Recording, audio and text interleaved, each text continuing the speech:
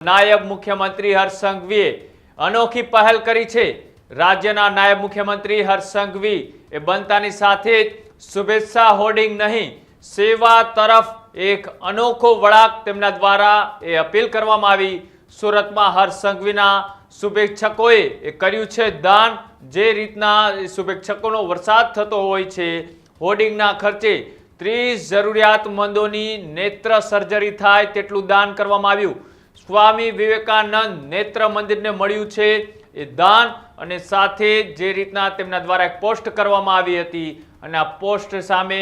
માનવીય પ્રતિભાવ પણ તેમને મળ્યો છે કે જે રીતના એ હોર્ડિંગ લગાડવામાં આવતા હોય છે અને હોર્ડિંગ એ માત્ર 2 કે 3 દિવસ પૂરતા એ સીમિત રહેતા હોય છે, ઉતરી જતા હોય છે, પણ જે રીતના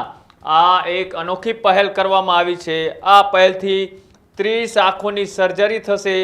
30 જીવનમાં એ નવો પ્રકાશ આવશે।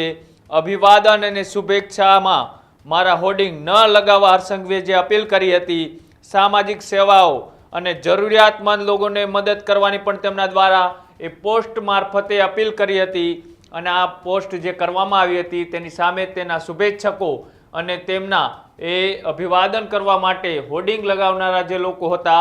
તેમને પહેલ કરી અને પહેલ એ કરતાની સાથે 30 લોકોની